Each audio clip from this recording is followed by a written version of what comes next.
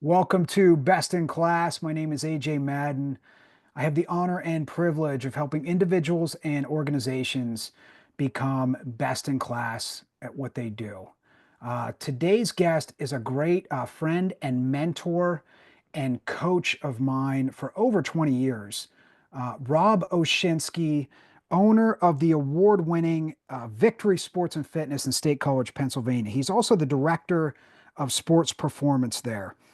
Victory was founded in 1998, and Rob is from Shamokin, PA, where he was a two-sport athlete. Rob graduated from Bucknell University, where he studied pre-med and played football. In his 25 plus years of experience, Rob has trained athletes from youth to professionals to Olympic hopefuls. Rob has spoken at numerous conferences and corporations and has trained the staffs from some of the country's top performance and fitness facilities. Rob, welcome to Best in Class. It's an honor to have you. AJ, it's an honor to be here. You know, I feel about you as a friend and concurrently coach and mentor to me. And with the other guests that you've had on your show, I feel honored to be considered to be part of that group.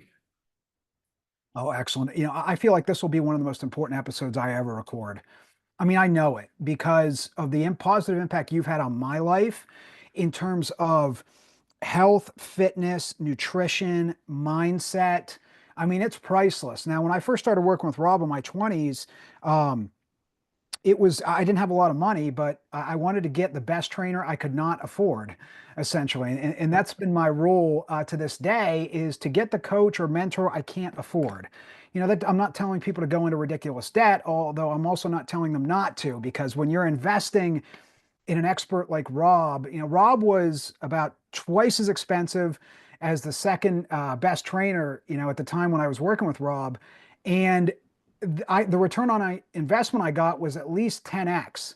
And it's really hard to put a price on it. So sometimes I think I got 100x return on the investment, even though Rob was twice as expensive minimum as the other trainers in the area. And I think that's an important lesson, that I learned in life and that I share with everyone. I challenge everyone: when you're paying for a true expert, a true specialist, a true world-class expert in something, they'll be at least twice as expensive, usually as everyone else, but you'll get a 10x to 100x return on investment. So I really challenge everyone listening to find those experts like Rob, and really invest in yourself. Now, Rob's going to give us some of his best practices today, which we're really fortunate to receive.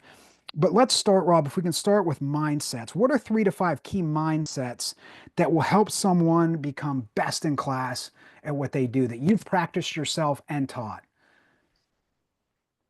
Yeah, that's an important one. And I know it's integral to your brand and to what you're doing. I think the first one is don't quit. We're all going to face adversity. So having the mindset that I'm just not gonna I'm not gonna allow my circumstances to overwhelm me. Number two may surprise you. I think another key one is to question much. I think when we question the information or the circumstances, it challenges us to think. It challenges us to not succumb to our emotions at the moment, but actually to dig deeper and seek information from people or sources that may know more than us. Uh, People first. You know, who are the people in your life that, whether you're servicing them from a business perspective or you're living with them as your family and friends. I think when you try to put them first, it keeps things in perspective. Because listen, we all know that inherently we can be fairly selfish beings, but if we keep them top of mind, I think it helps us to keep balance and perspective. And listen, for me, it's about being God-centered. You know, his standards are my standards. Oh, excellent answers. And I've seen these are things that Rob teaches to his clients, to his athletes, to his professional clients, to myself. And first and foremost, he lives them. I've watched Rob live all these things, for 20 plus years, which when someone really lives something and lives principles like this, it becomes 10 times more impactful when they speak about them. It just resonates much better. How about 3 to 5 key habits, Rob, of the best in class? Morning program or morning routine. I know you're a big believer in it. Uh, Balance, keeping balance. Sometimes when you're of the warrior mindset like you are, and many of your listeners, uh, sometimes the fun, sometimes the margin gets marginalized. You know, I think it's important that you're scheduling and planning some enjoyment in your life, and it's not everything is achievement oriented. Uh, Scheduling. Yeah, you've been such a huge help to me to help me be mindful of the importance of scheduling the important. Yeah, I'm still, I start with my action list. I still have to begin there, and then I delineate from those places. But I think it's incredibly important to have a framework from which you're conducting your day, because we are all, there's a lot of life that's going on with all of us. And when there isn't structure, there's going to be chaos. Mm. Oh, well said. Now, Rob's a highly in demand expert, and he also prioritizes friends and family. I mean, he serves at the highest level of anybody I've known in my life, and he's able to do both to really prioritize his most important relationships and be a high level, world class expert in his field because he structures things, because he prioritizes things. And he's one of the guys that I know who essentially, which is a goal I think for all of us, myself included, to have somebody who has it all in three key areas of life: their work, their health, and their relationships. And Rob is able to do that. His excellent health, really prioritizes his health, spends a ton of quality time and volunteers his time in his relationships, and also runs, a best in class business because he's so structured in what he does. Important lesson for all of us. You can't have it all, but you've got to be structured. You've got to time block. You've got to prioritize what's most important. You have to say no to almost everything else. Rob, what's your definition of excellence? What's the Victory Rob Oshinskie definition of excellence? Wow, this is an important one. I'm going to give you my definition that, I'll joke a little bit, I'll call it the Polish definition. I see excellence as being a standard by which we are reminded that whatever we've done could be a little bit better. Okay. Oh, that's unique. So this is a continuous improvement mindset definition of excellence? Absolutely. Like everything we do on a given day, like, was it truly excellent? Is there a way that it could have been better? And again, it goes back to that mindset of questioning much. If we have that discipline of questioning the moment, the activity, it challenges us to be a little bit better. I know you're a huge believer in Kaizen and 1% better. It really all flows together. Okay. Well, beautiful definition of excellence. And I've seen it at Victory Sports. I mean, it's the award-winning Victory Sports that Rob is a co-owner of. And in my, 20 years there, I've just seen it get better and better. And it's the best it's ever been now. Rob and his wife Jackie have never rested on their success. It's always, always, how can we get better? What can we do a little better than yesterday? And every time I go in there, there's pretty much something better about the place. There's some detail that's better. And again, great example, to have someone like that as a coach or mentor, if you're an athlete or a professional, you want someone like Rob on your dream team who has that type of mindset, where it is a continuous improvement mindset at all times. Not in a high pressure way that's going to break you, but in a 1% better, as Rob described, Kaizen, 1% better than yesterday mindset, where it's just small continuous improvements, just outside our comfort zone and just a little bit better than yesterday. How about service? What's your definition of service, Rob? Others, uh, you know, just striving to keep others at the top of mind. If I'm the center of my universe, my service level is going to be compromised. It doesn't mean that we don't take care of ourselves, but here's one of the examples I teach my team, and when I'm really honored about you mentioning what you did regarding Victory and where we're at right now. I agree. I feel like we're at the best place we've ever been, but I believe so because we have an amazing staff, and it's a testimony to them. But one of the things I teach them is, hey guys, listen, it may be 5 o'clock on a Friday and you may have some plans, but there may be someone right in front of you who needs you most. And you have to be willing to be there for them at that moment, because they need to be more important than you getting to dinner on time. Not to mean that your family should take a back seat. It's not that. But I think too many times, even in business, our world is revolving around us, when in fact our customers and our clients are the people who sign our checks. Oh, well said. Well said. Such a winning life philosophy and a business philosophy, all wrapped in up into one. And I can attest Rob's level of service, again, like I said, is about the highest I've ever experienced in my life. He definitely puts others first, and that's a key part of victory's success. Again, you want an expert who not only has the knowledge like Rob does. I mean, he's got a pre-med degree from Bucknell, a top university. He's got decades of experience in the field where he's always learning and improving. He's always on the cutting edge of sports science and nutrition, strength and conditioning, mental performance. So he's got the expertise, but there's another component to someone you want as a coach, teacher, or mentor. And that's the energy, that energy of service and helping you take the right action. So those are the two key components you have to look for in someone who's a coach, teacher, mentor. Rob's definitely got those. And if you're in any leadership position, it's not just about your expertise.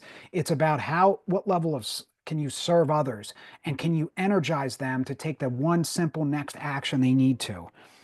Rob, so we'll dive into Rob's expertise in terms of health, strength, conditioning, nutrition. What are your top five strength exercises that you recommend, and how many days of strength training per week, minimum effective dosage, would you recommend? I know this is not an easy question for an exercise scientist. This is more of a thought exercise, but I know you'll give us some good answers here. Well, I hate to do this, Age, but I'm gonna answer a question with a question.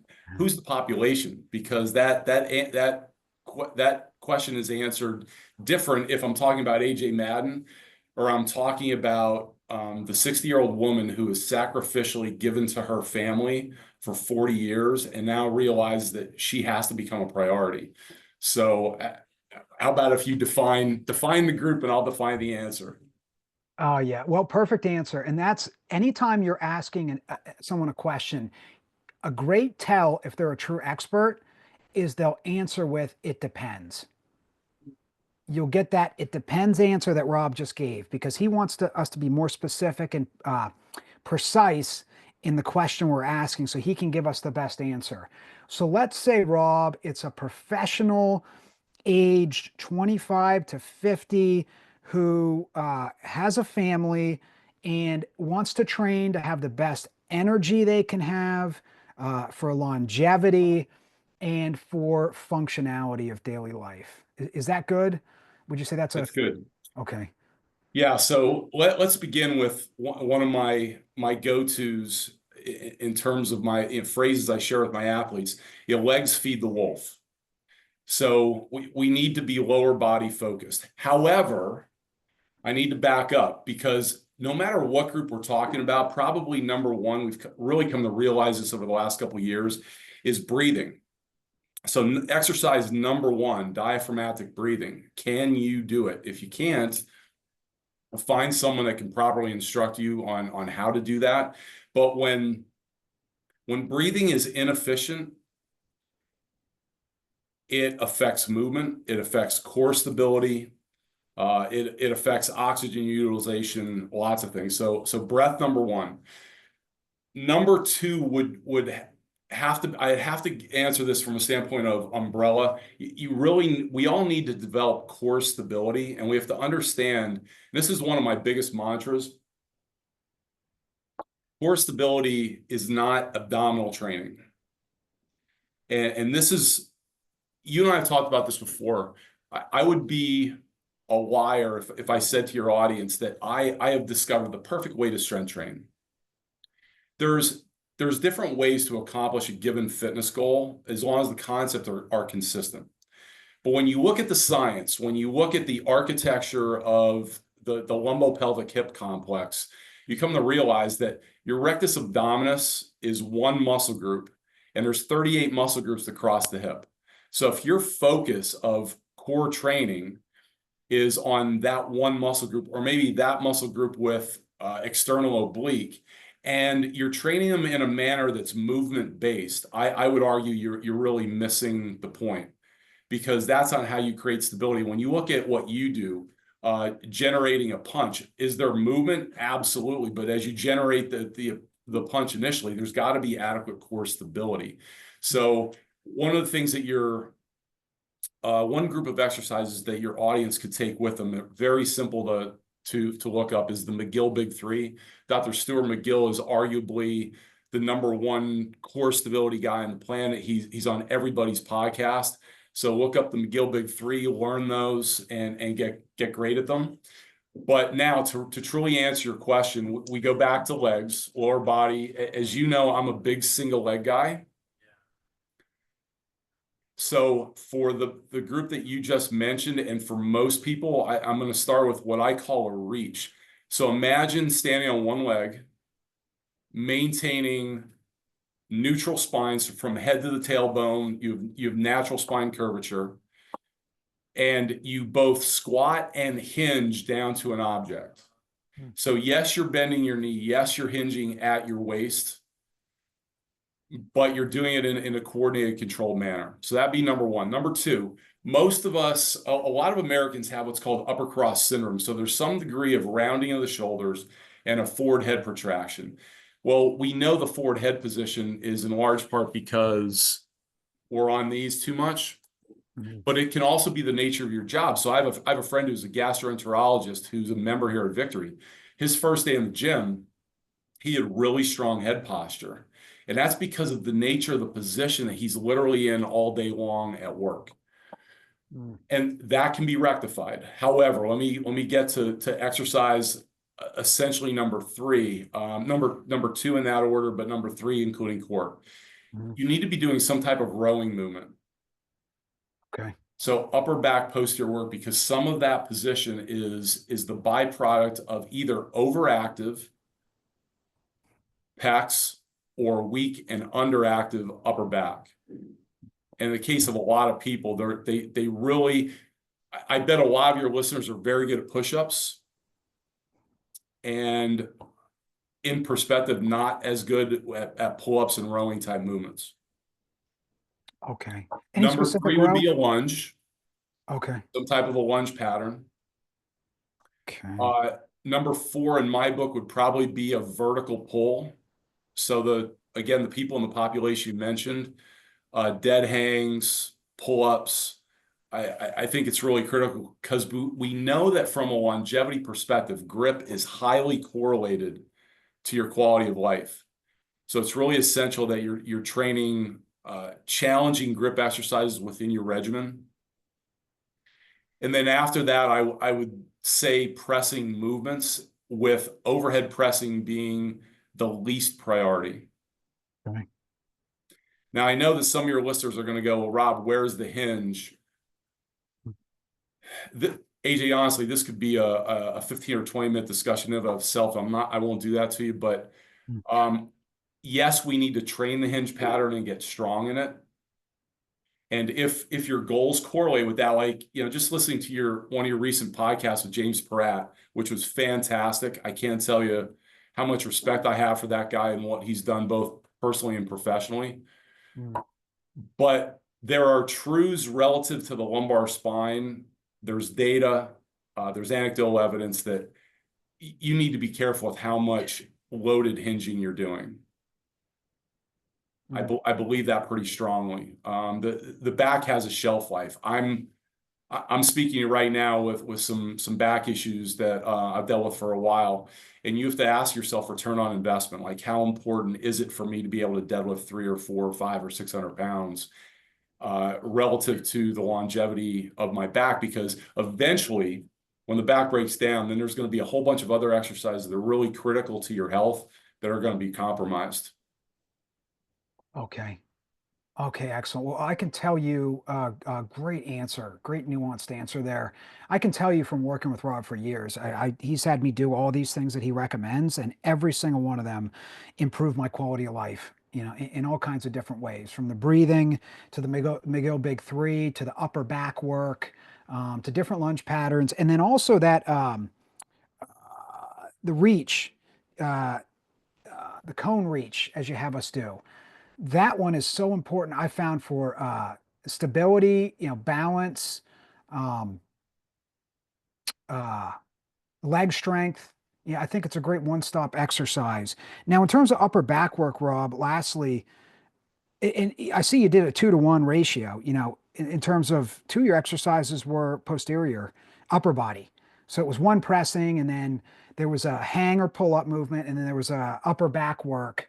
What would you recommend in terms of upper back work? Is it a chest supported row, Australian pull up? If you could choose one, maybe. I know that's tough. Yes.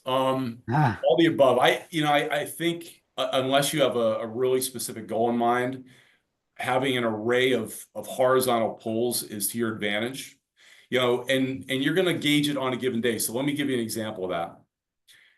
Is there a grip component to a chest support row? Absolutely. But if you're doing a 2-inch inverted rope row, that's another level of grip work. So you have to discern on a given day, how much grip work am I doing this day? How much have I done in the days preceding? And how much do I really need? So maybe on that day, your horizontal row is something that isn't quite as grip intensive as that inverted row. But on the flip mm, side, if that's what you need, then that's what you should do. okay, I think you asked the question from a standpoint of impact and like biggest bang for your buck. Is that accurate? sure.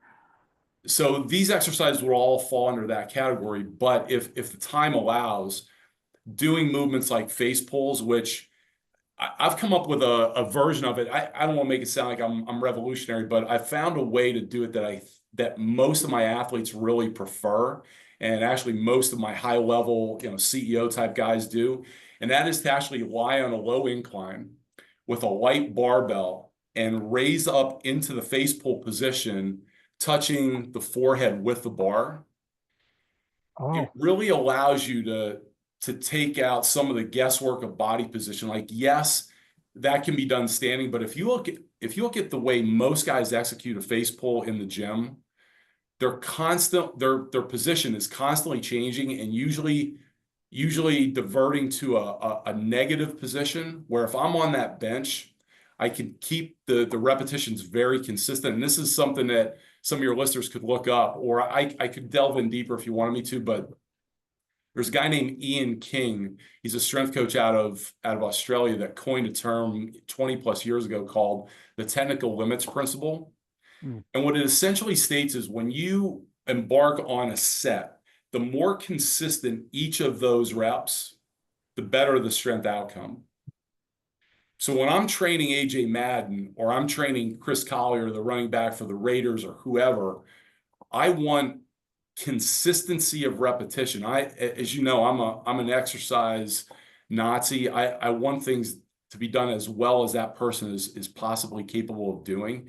And when position is changing, it's changing the neurologic message to the brain and consequently the output. mm, okay, okay, that makes sense. That makes a lot of sense. And Rob had me do a variation of this, or probably, I think the exact thing he's describing, that lying face down on an inclined bench, light barbell, bringing it up to your forehead, correct? Because we're face down on the bench. Okay. Well, yeah, you should coin that. That is, you're the first one who's I've seen do that variation of the face pull. And it does give us some great posterior chain options there, or I'm sorry, upper back rowing options. Rob described a few there, and if time permitting, to hit it from a few different angles. Great for posture overall, which is important, as Rob described, because a lot of us have that forward head posture from cell phones and computers and all, or being a surgeon. Rob, how about in terms of cardiovascular exercise? Again, same population, age 25 to say maybe 60 years old. Um, how much, what type of cardiovascular exercise should we be doing? How many days a week and for how long should we be doing it? You know, these are busy professionals, minimum effective dosage for greatness, for longevity and health, mental performance. Okay, so I'm going to answer this at least to start. If time permits, we can diverge into a different population. I'm going to go with the person within that age group who, for the most part, is orthopedically healthy. They have no, they're not dealing with plantar fasciitis. They're not dealing with a serious back issue, etc. So first of all, let's talk about mitochondrial health. So optimizing mitochondrial health, which is another word for optimizing our energy long term. You want to be in zone 2, zone 3. Optimal doses are about an hour, 3 to 5 times a week. But if you're 35 years old, you're running 2 businesses and you have 3 kids, a half hour is good. Like, Hmm. there is balance that has to be struck. Now, then there is the argument of I should say the argument, but the discussion of the higher zones, right?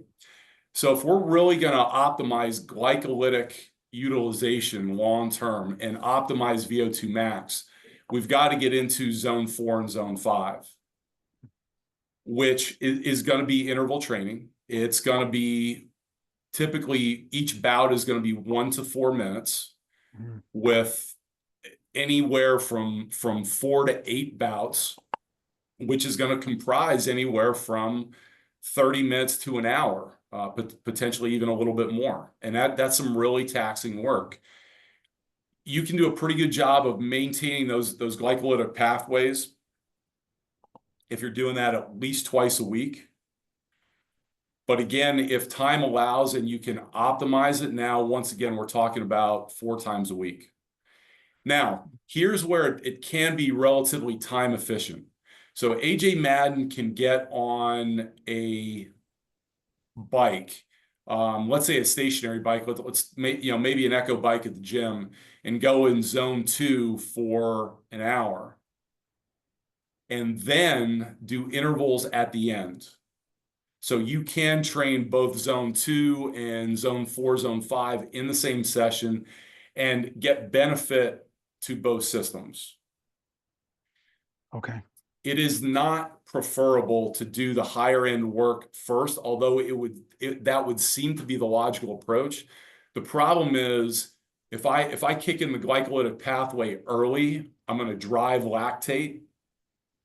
And when I drive lactate, there's other metabolic responses that are going to limit my optimization of my zone 2 work. Okay. Okay. Now, if you were going to program, general program, I know it's tough because you're going to be prescriptive with your clients, but a general program for strength and conditioning, as you described it, for example, 2 days a week of full body strength, 2 days a week of zone 2 cardio, 1 day of zone 4 to 5 cardio intervals. How would you prescribe it? Someone's got 30 minutes a day, 5 days a week. 30 minutes a day. Wow, listen, if 30 minutes a day, 5 days a week, you've learned well. It would be pretty similar to what you just said. It would be 2 full body workouts, two full body strength workouts. Now, let me say this, because so many people have questions of relative to loading parameters and volume. Mhm. Okay, we have to realize that maintaining muscle mass is critical for all of us. The more muscle mass we maintain, for the longer we maintain it, the healthier we're going to be. So that being said, we have to realize that we have an array of muscle fibers that are going to respond to different loading. So there has to be some periods or some workouts where you're doing some lighter stuff, and I'll qualify that as 12 to 20 reps. There's workouts where you got to do that commonly held true hypertrophy zone of 8 to 12. And there has to be workouts where you go heavy, because we have to understand this. When you talk about this warrior mentality, that is really, I think, part of the mindset of a lot of the people that are in your audience. we correlate that to what we feel. So a set of 12 to 15 pull-ups feels a whole lot harder than 3 pull-ups with a weighted vest on it. Mm. However, when you understand muscle recruitment, you understand that the top end motor units, which are the groups of muscle fibers that are innervated by one motor neuron, they are stimulated relative to speed and load. And they are also the motor units, they are the muscle fibers with the greatest potential for size, for hypertrophy. So if you're never training heavy enough, if you're never training fast enough, you are literally not recruiting them. Now, what people think is, well, I'll recruit them volitionally, meaning my mental focus and intensity is so high that I'll exhaust all the available fibers, and the body just simply doesn't work that way. It's incredibly engineered to utilize fibers based on the demands that are placed upon it. So it is critical for people listening to this. You've got to have workouts and or cycles where you're training in a 3 to 5 rep range, or you're literally not going to recruit those fibers, and you're going to facilitate the loss of muscle mass over time. So back to the question, we have two strength training days. Yeah, if you have 5 days, I would say go 2 days of zone 2, 1 day of zone 1, or you could actually go 3 days of zone 2 with 2 zone 4, 5. I think I said zone 1 earlier. Sorry if I did, but you could have 2 bouts of zone 4, 5 at the end of those zone 2 sessions. Okay, so maybe you'd go 20 minutes zone 2, and then the last 10 minutes you'd be doing intervals. Is that if you had 30 minutes in Yeah, total? if you have 30 minutes, yes. Yep, Okay. exactly. Okay, so you do 3 days a week like that then with a zone. Okay, that's interesting. I've never heard it prescribed like that. That's helpful because we're looking for that minimum effective dosage of greatness for busy people. And you have to work with someone like Rob who can be very prescriptive in terms of I've got 30 minutes a day, 5 days a week. I want to optimize my mental health, my mental performance, my longevity, my functionality. Rob, help me out. And Rob's done that for me, and he can do it for you as well. Again, you can't, there's two things I'll never skimp on in life in terms of investments. One is my health, and two is my knowledge. And not all experts are created equal. So someone like Rob may be more expensive than other experts, but you'll get that 10x, 100x return on investment when you're seeking out an expert like Rob. So if you're in the State College area, but I mean, Rob has people travel from all over Pennsylvania to see him, and probably even farther. Um, Definitely, if you're in State College in that area, talk to Rob um, and have him program something for you. Again, best investment you'll ever make. Don't skimp on your health and don't skimp on your knowledge. Those are two things that will always pay off in ROI. Now, next question in terms of health, top 3 to 5 nutrition tips, Rob. And you've helped me a ton with this, by the way. I mean, I live essentially the principles I learned 20 years ago from you. Top 3 to 5 nutrition tips for us. Yeah, AJ, number one, and I think this is less of a debate than it's ever been, but I'm a huge believer in eating organic. I mean, when you really educate yourself in regards to commercial growing practices, I don't think you come to any other conclusion. But what I would tell your audience is my perspective on that has been developed not only by watching certain videos or reading certain books, but it's having discussions with people that are highly trained in these areas that can create a really in-depth perspective. So big believer in eating organic, pastured, free range, because getting your macros, getting your micros is incredibly important, but we have to constantly be cognizant of the toxic loads that our bodies are going to be able to deal with. And, when you talk about something as simple as corn, I was saying this to somebody the other day. Unfortunately, when I drive through a rural area, my perspective on a beautiful green cornfield has changed dramatically because of knowing the nature of that growing process in most cases. Number two is most Americans just do not get enough protein. And whether you're listening to Dr. Gabrielle Lyons, or you're listening to Dr. Peter Attia or Dr. Andrew Huberman, I couldn't agree more with all of them. We just don't get enough high quality protein. You know, we still look at things like peanut butter as high quality sources of protein. And when you really do the analysis, they're just not. And, you know, little food for thought for some of your listeners.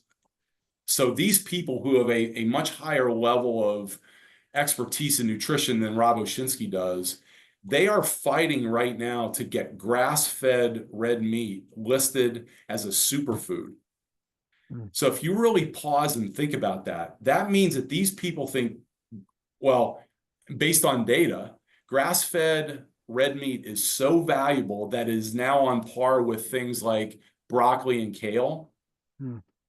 I think it really helps you to think about the priority of proteins and the cofactors and associated nutrients in those.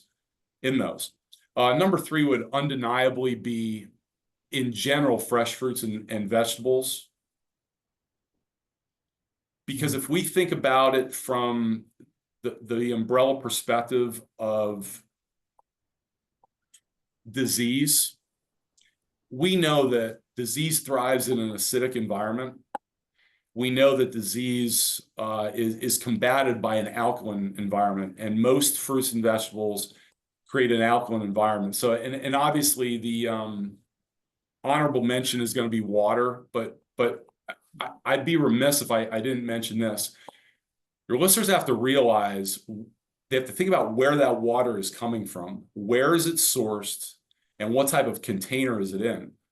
I see so many people drinking water from really cheap plastic containers, thinking that they're doing themselves a good service, when in fact the chemicals leaching from those plastics long term are likely a bigger problem. So be careful of your water sources and the receptacles from which you're drinking them. Okay. Well, that's a pretty complete list there of things to think about. And Rob's put me onto these things years ago, and I definitely feel better, have performed better, thanks to eating and thinking this way and creating these habits. You know, I found Rob over the years to always be at least a year or a few years ahead of everyone else. So Rob will tell me something, and then a year or a few years later, I'll see it, you know, in mainstream science publications. So again, when you're hiring an expert, you want them to be constantly ahead of the curve and constantly staying on top of the most current knowledge and studies, whether this is your doctor or your, say, a therapist or psychologist, a personal trainer, your lawyer, your accountant. You want someone who is really prioritizing continuous, nonstop education from the best of the best sources. And that's something I've seen Rob do. A great lesson for us all, if anyone who's a paid expert out there or just wants to be great at what they do.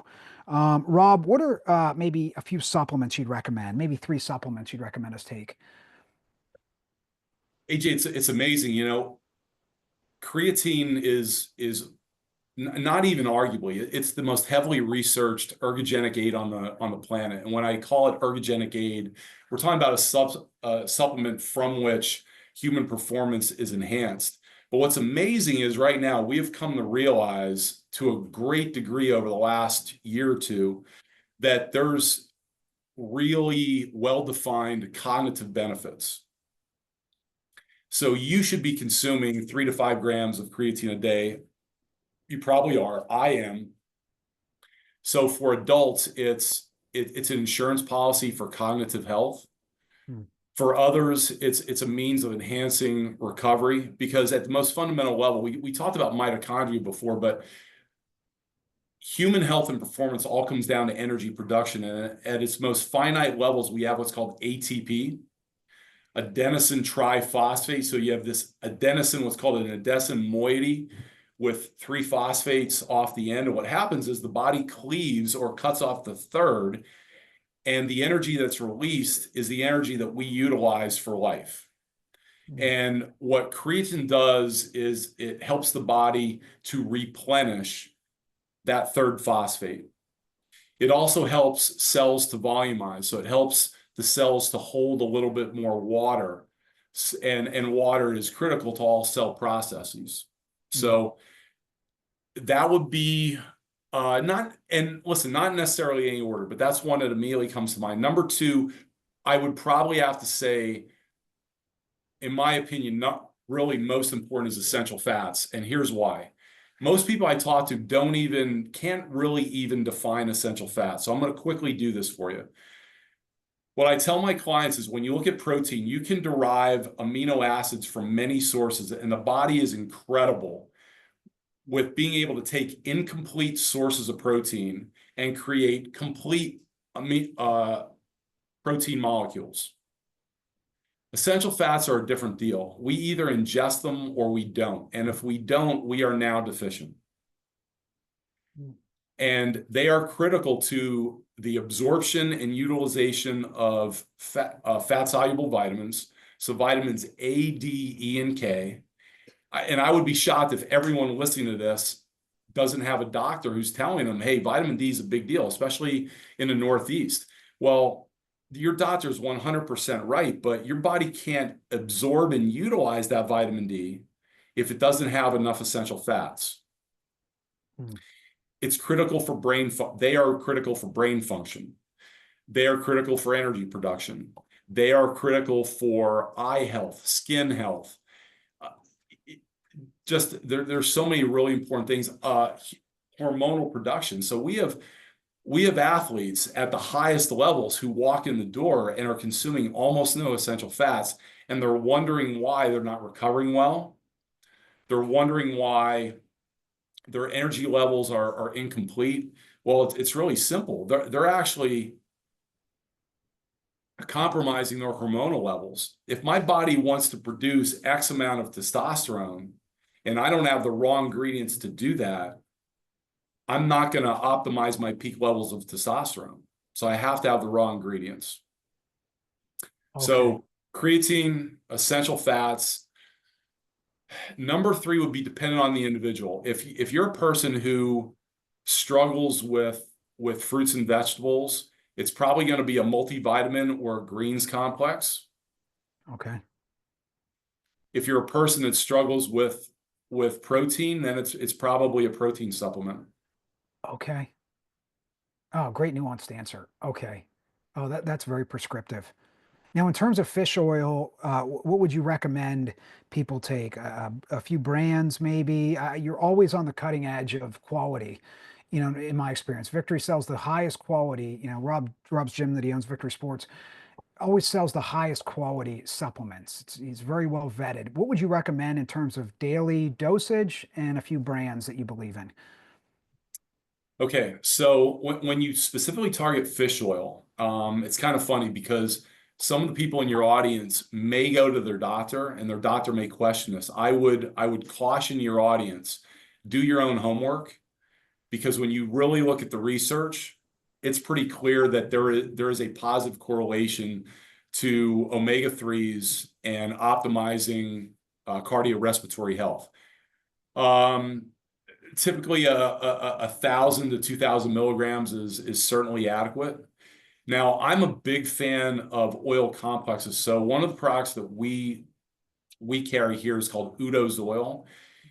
It was founded by a researcher named Dr. Udo Erasmus, who's considered one of the pioneers in the omega world. And it's a 369 complex. Big fan of it. And just in most general usage, for most people, a teaspoon morning and night is adequate. Bigger people are going to require a little bit more. Athletes are going to require a little bit more. So, dosage is going to vary based on activity levels and body size. Okay. Okay. Well, there's two good options there between Udo's and fish oil. AJ, sorry, I didn't fully answer your question about fish oil because you did say about quality. As you know, we're friends with a guy named Dr. Nick Theodoro out of Easton, Pennsylvania, who's unfortunately for the rest of us, a retired biochemist, an absolutely brilliant guy who is constantly been looking at quality standards of supplements. And the fish oil that he most often recommends is Nordic Naturals. So that's the one that we go with based off his recommendation. There are others that are high quality, but Nordic Naturals is absolutely outstanding. Okay. Okay, excellent. And I've tried Nordic Naturals myself, on Rob's recommendation. Um, Again, he gets the best, most cutting edge quality information out there, which helps me a ton because he does a lot of vetting himself and he understands the science. Lastly, here, and then we'll go into our rapid fire. Top three tips to get better sleep. I know you're a big proponent of good sleep. Man, huge. Get rid of that cell phone. I'm a business owner. I have employees. I have family that rely on me.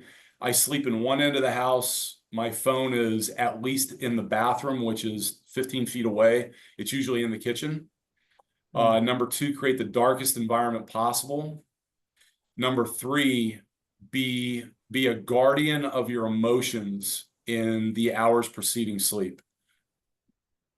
If the news excites you, avoid the news. If you're a gamer, you probably shouldn't be gaming in the hours preceding. If there's friends and family that tend to stir your emotions in a not positive way, you should probably limit exposure to those people in the hours preceding bed. Okay. Be a guardian of your emotions a few hours before sleep. That's one of my favorite quotes in all the episodes on this show. And I've never heard it said so perfectly. You could put that on a bumper sticker, and that's how and experts speak in bumper stickers and newspaper headlines. And and that's what Rob just did there. And that has been life-changing for me. That practice by itself, 2, 3 hours before bed minimum, I am guarding my emotions and my stimulation. And that boy, does that help a ton. I hope everyone just really stops and thinks about what Rob just said there. So now, lastly, Rob, we've got a few minutes here. So rapid fire questions, one word or one sentence answers here. Normally, the first one I ask, who's one person, but if you could tell me three, just because I know you're a deep thinker, you've got a ton of wisdom to share. If you could have dinner with any three historical figures, who would you choose? Could be, somebody you admire, alive or passed on. Three people that you would have dinner with historically, someone famous. Um, who would you say? So AJ, although he may not be famous worldwide, he's famous in our family and even in our region. My grandfather, my dad's dad, never met him. Really amazing business guy, an amazing patriarch to our family. He was the glue. Number two, and I know this isn't going to surprise you, would be Ed Milet. Uh, arguably one of the top personal development guys in the world. And the reason why Ed would be on the list for me is because he and I think, have so much in common.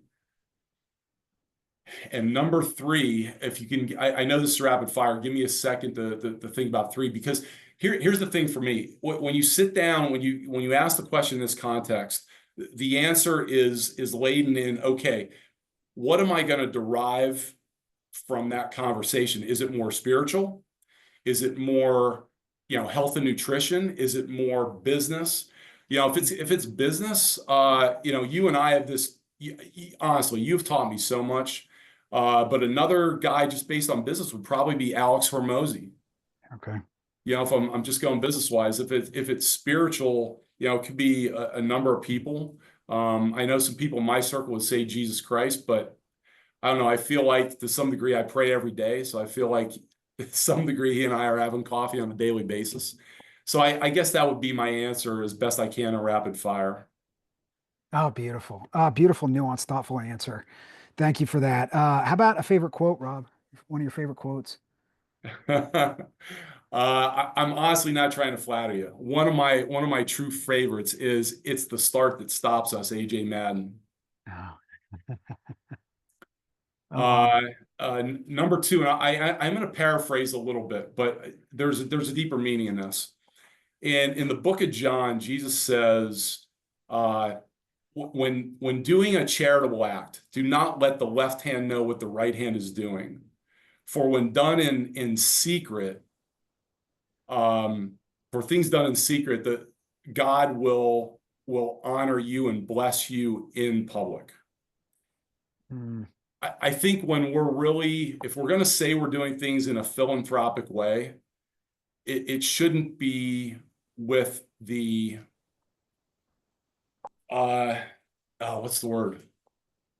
It should be correlated with Rob's name being put on a building. And I don't mean to offend anyone by this, but like if you're really truly being charitable, like is it about the charitable act? Is it about the person, or is it somehow circled back to you? Mm, I feel like my life is intended to be played out for an audience of one. Uh, mm. so that's a big one for me. And another one that I don't want to toot my own horn, but this is one of mine, and that is that your actions today are a dress rehearsal for your life's next chapter. Oh, that's a good one. Okay, I like that. I believe that 100%. Boy, that's a great way to think about life because it takes a lot of pressure off things too. And it's a process mentality. That dress rehearsal mentality. Excellent answers once again. Three favorite personal development books, biographies, books that have had an impact on you. Magic of Thinking Big by Dr. David Schwartz. Seven Habits of Highly Effective People. And AJ, again, you know me. I'm truly not trying to flatter you, but 1% Warrior was a great book for me. I love the simplicity. Mm, As you know, I enjoy reading and I'm a huge believer in it, but I am a much better learner by doing what we're doing right now. If I sit down with AJ Madden and listen, I learn far better. So books like yours are much better for guys like Rob Oshinskie than books that just, bigger books with more text. mm. Well, honored to be on that list, number one. Honored, to serve somebody your caliber, someone who's so committed to excellence and service in everything he does. Love your choices in terms of seven habits. And you recommended Magic of Thinking Big to me years and years and years ago, which is another great one. And I thank you for that recommendation. Let's see. Okay, inspiring or educational documentaries or movies or TV shows you could recommend that you've enjoyed. I'm a sports guy, age 30 for 30, ESPN 30 for 30s. I love them. And NFL Network has a football life. So those really resonate with me. I think some of the stories of perseverance are amazing. I think some people really go through amazingly challenging circumstances, and sometimes the rest of society, if you haven't gone through those, you don't understand the depth of the struggle. And I think those documentaries do an amazing job of dealing with the humanity of it. And there are some amazing individuals out there. It's not just about their athletic performance. Mm, It's about who they have become as human beings. that's right. That's right. And it's a great supplement, when you're working with someone like Rob to watch some 30 for 30s or a football life to supplement and reinforce the messages he's going to share with you. Rob's going to share with you in terms of mindset and perseverance. Um, Rob, where can people find you and your excellent work online, in person? Where can we find you? Yeah, I'm on Instagram. I'm on Facebook. VictoryNation.com is our website. We are at 178 Rolling Ridge Drive in State College. Stop by and see us. We love meeting new people. Giving people a chance to experience what we believe to be the Victory difference, and which is mostly in our people. But I'm not too hard to find. I'm usually one of those places, or cell phone is 814-571-0291. Oh, excellent. Thank you for that. Well, I highly recommend people reach out to Rob. Um, it'll be life-changing for you. I know it because he's so committed to excellence and service. I've experienced it over 20 years plus. And I want to thank you for your mentorship, your friendship over the years, your coaching, your knowledge, and your expertise. You're one of those experts that when you make an investment in someone like Rob, you'll get at least 100x return on that. So my challenge to the listeners is work with Rob directly and or find an expert like Rob who's so committed to excellence and service in everything he does and will deliver such a return on investment. You want to tell everybody about it. Um, Rob, thanks for doing this. Thanks for all the wisdom and the energy as always. And I'm looking forward to our next conversation Yeah, and our man. Thanks next for having me. workout. It was great. Always awesome to see you. Oh, excellent. Great to see you, my friend.